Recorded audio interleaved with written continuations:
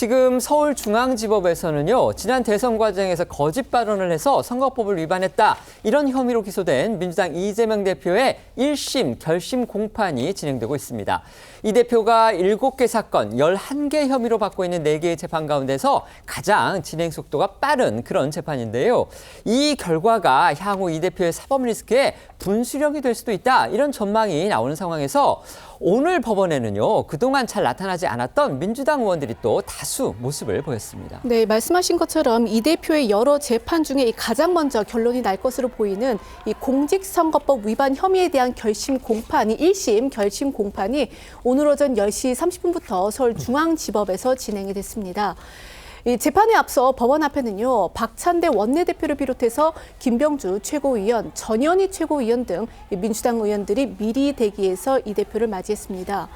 민주당 의원들은요, 이 결심 공판을 지켜보기 위해서 이 대표와 함께 법정에 들어가 방청석 제일 앞줄에 앉았지만 재판부와 먼저 협의해야 한다는 이 법정 경위의 제지에 따라서 퇴정을 한 뒤에 다시 들어가는 해프닝이 벌어지기도 했습니다. 평소 법원에 출석할 때면 취재진의 질문에 묵묵부답으로 일관해왔던 이재명 대표는요, 이 결심 공판의 의미를 염두에 둔 듯 오늘은 이 재판을 통해서 진실이 밝혀질 것이라면서 검찰을 향해 비판의 목소리를 높였습니다. 들어보시겠습니다. 세상 일이라고 하는 게 억지로 조작하고 만든다고 해서 만들어지는 것이 아닙니다. 검찰 권력을 남용해서 증거도 조작하고 사건도 조작하고 정말 안쓰러울 만큼 노력하지만 다 사필 규정할 것입니다. 이 모든 일들이 다 역사에 남을 것이고 법원에서도 사건의 진실을 제대로 판단하고 정의롭게 결정할 것입니다. 고맙습니다. 해당 발언들 후회 안 하시나요? 마지막 한 말씀 더 부탁드리겠습니다. 얘기를 이제 마무리되는 게 어떻게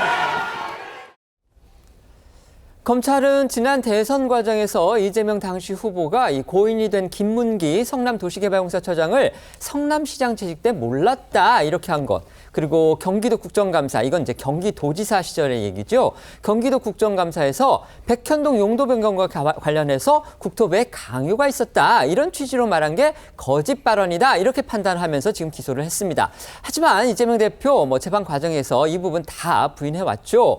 오늘 결심 공판을 앞두고서 지금 관심이 가장 집중되고 있는 거, 결국 검찰이 얼마나 구형하느냐, 그리고 1심 선고는 언제 내리느냐, 바로 이겁니다.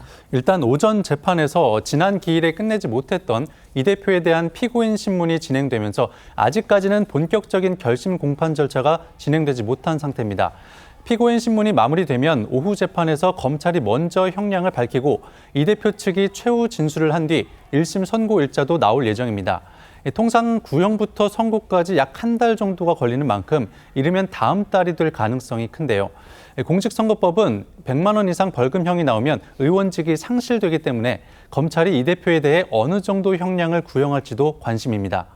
만약 대법원까지 가서 이 대표에게 선거법 위반 사건으로 벌금 100만 원 이상 형이 확정된다면 이 대표는 피선거권을 잃어 의원직을 박탈당할 뿐 아니라 다음 대선까지도 나갈 수가 없습니다. 뿐만 아니라 관련법에 따라 이 대표를 대선 후보로 내세웠던 민주당은 되돌려받은 선거 관련 비용 434억 원도 반환을 해야 합니다. 이 대표는 형사재판 4건 가운데 위증교사 혐의 재판도 오는 30일 결심이 진행될 예정이라 사법 리스크가 중대 고비를 맞았다는 평가가 나오고 있습니다.